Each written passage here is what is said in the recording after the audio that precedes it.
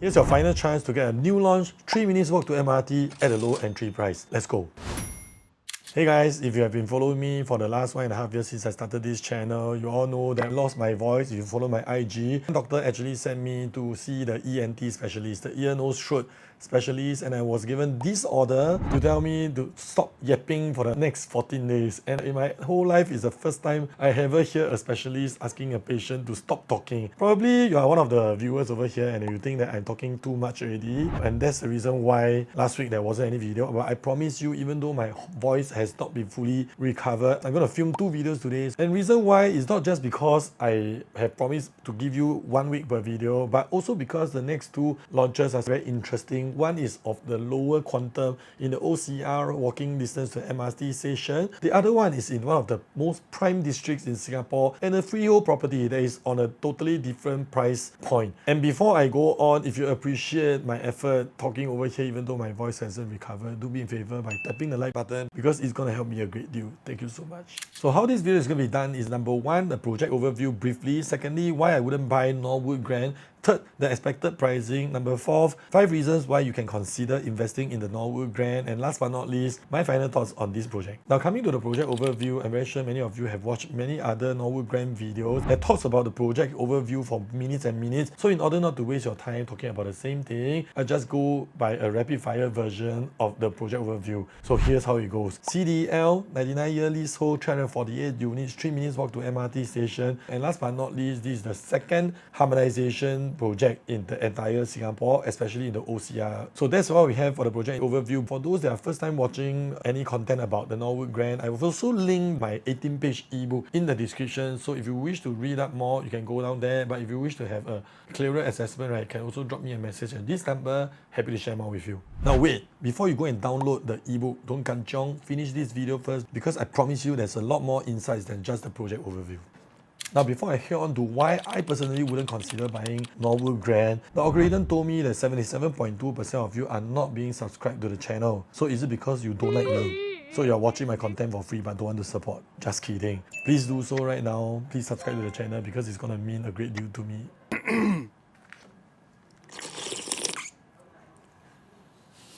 Now, first reason why I wouldn't consider buying Norwood Grand for myself is because I grew up in Bukit Panjang, yes, pretty near. Currently, I'm staying in Bukit Timah. My son is going to be studying in Holland area. And in Woodlands, I don't have any alumni. And if this is going to be my own residential property, right, GG already, I moved there because I think I can make money. But end of the day, my son got no school. So doesn't make sense at all. Number 2, we do not know the actual launch price yet, but we only know that today, no matter which unit type you buy, you probably need to exit at $2,200 to $2,300 per square foot in the next 3-4 years later after you collected your keys, and that is something that is unprecedented in the entire Woodlands area. So third point, if today you look at the artist impression, it's pretty obvious that the pool area will be tucked to the corner, which is the wider part of the entire site, and then the units will be actually more towards the main road area. So meaning to say that if you are looking to have a pool view, or you're a sucker for pool view just like myself, this development probably wouldn't have a lot of pool view units to offer. Point number 4, it is not as near to the shopping mall as I would wish to, because if you look at the other developments along the Thomson East Coast Line, most of them will have a mixed development in each of the MRT stations, but because Woodlands South is actually situated in a matured estate, therefore there isn't so much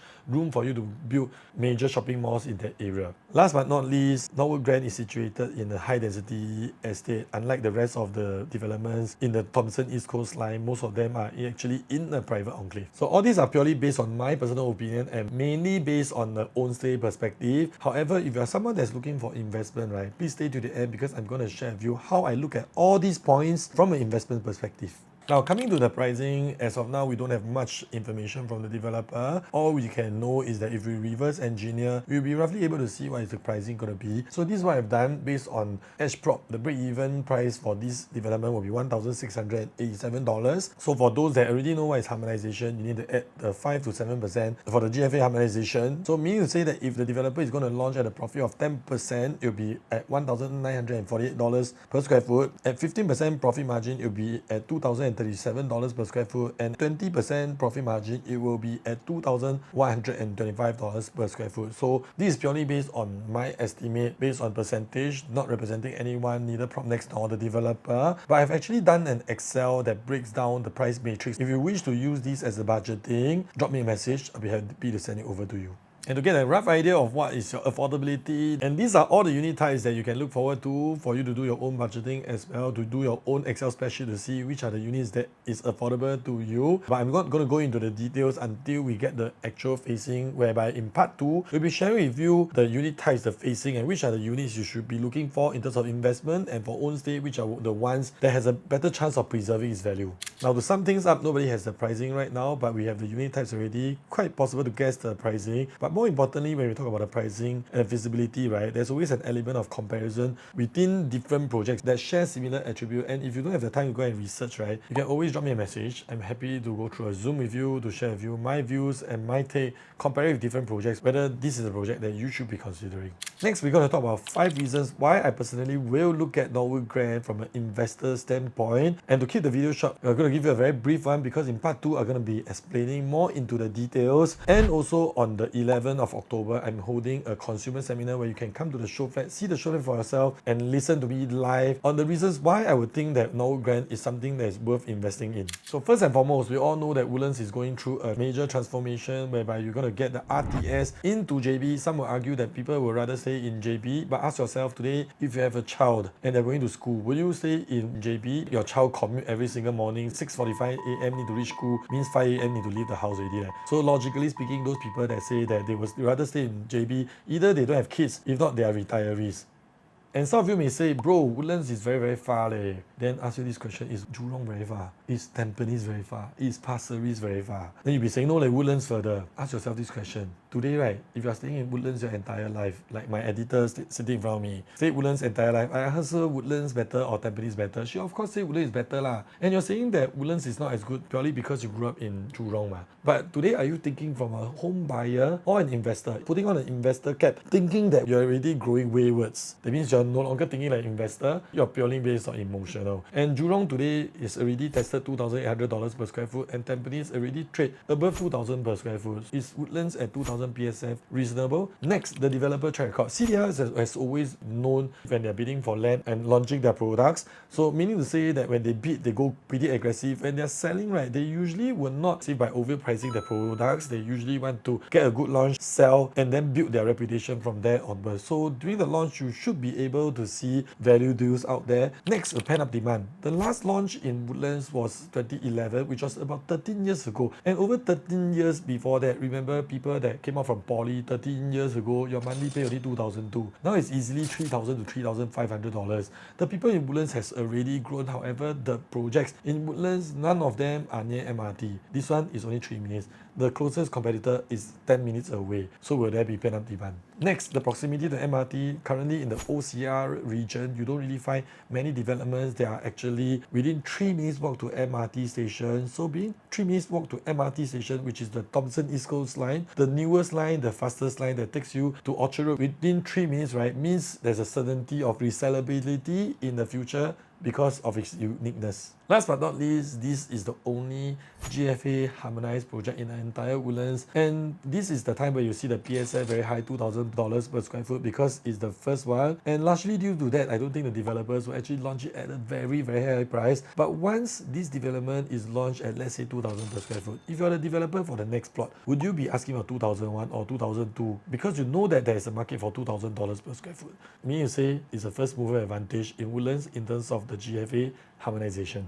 Now, before I go on to the final thoughts of this project, to debunk the 5 reasons why I wouldn't buy Norwood Grand, let me know inside the comments what pricing do you think this Norwood Grand will be launching, your estimation or your guess. I'm happy to hear from you. So point number 1, Woodlands is not the location I want to live in, but doesn't mean that my future buyers wouldn't want to live over there, because I know people that stay in Woodlands and the family is staying there. They are in a high income bracket like 3 to 400,000. However, their parents are staying there, they got kids, and they are alumni of the school over there. They just want to stay in Woodlands. So everywhere 都有钱人. Don't think that because you stay somewhere else, you think other places people are poor. This is Singapore. Median income pretty high one. Next, we don't know the launch price yet. Next time you need to sell 2002, 2003. This is something already tested and proven, because today if you go on to Lentor area, there are already units that trade above $2,300 per square foot. So buying in at $2,000 per square foot on average, right, there's a certainty of exit in future, because it's already tested and proven that Thomson East Coast Line 1 to 2 MRT station away can combine through to $2,300 per square foot. Next, for pool view wise, there's always a very big hype, but how many times do you really stand by the side of the balcony looking at the pool? Norwood Grand is actually positioned closer to the main road side, and therefore, right, wait for our site map, you'll be able to see that at least 30% of the units will offer you unblocked views. This is based on my speculation, because I studied the site map, looks like it, at least 30% will be unblocked view because it clears the school. The balance that is facing the HDB flat has a very decent setback. So even though you don't have a lot of pool view units, but you will actually get a fair share of unblocked north-south facing units. Next, not being close enough to the shopping mall because it's one MRT station away. I personally live in Bukit Timah right now. I'm closer to the shopping mall, which is Jelita and Beauty World and King Albert Park. But I always make the effort to drive all the way to Ghim Moh to get my breakfast. Why? We are Singaporeans. We always crave for our normal hawker food, coffee shops, kopi that is $1.20. Even though we're not near the shopping center, we will still be able to walk to the coffee shops that is opposite the house, brand new BTO, with decent offering of local foods, and in fact some of the branded hawkers are also at that area. Last but not least, I say until like very atas like that, I want to stay in private enclave and whatnot. Certainly staying in a private enclave offers you a different kind of lifestyle and maybe a certain level of prestige. But we shouldn't be disregarding the power of staying within mature estate with a lot of other HDBs around, because studies have shown almost 50% of buyers who are buying into a property these days come with a HDB address, which means that 50% of the buyers in private properties are HDB upgraders. And in the Woodlands area, because it's in such a high density area, there are more than 10 ECs that met its MOP since 2020 in Yishun, Woodlands and Sembawang, and all these people made a profit of 7 to 800,000, meaning to say today when they sell the EC, they're cashing out $1 million in cash and CPF minimum. And for HDB flats today in Woodlands, you're already seeing the likes of 800,000 for an MOP flat, which means more firepower to come and buy from you in future, i.e. your exit strategy in future. Isn't that great? Now, after I'm done with my final conclusion, all I can say that Woodlands South, Norwood Grand, Champions Way, this is the project that you should be looking forward to, especially if you're someone that prefers to have a lower entry quantum, especially like if you're self-employed, if you're a property agent, this is something that you should be looking forward to. If you're buying your second property after you decouple, this is something as well. Or if you're a parent trying to help your children have a head start in their property purchase journey, this is something that you can look forward to, because it's something that is new, it's something that is under the GFA Harmonisation. Most importantly, is one of the lowest quantum you can get in the next couple of years. So before I end, these will be the dates for the preview and also the booking days, and this is my number. If you wish to book a slot, drop me a message, or you even wish to find out your considerations on other new launches, whether the price makes sense, which are the units you should be considering, you can call this number as well. And with that, I hope you learned something from this video. As usual, like, comment, subscribe, turn on notification bell, because we post weekly real estate videos like this. Thanks for staying to the end, and wish you all the best in your purchase. Bye.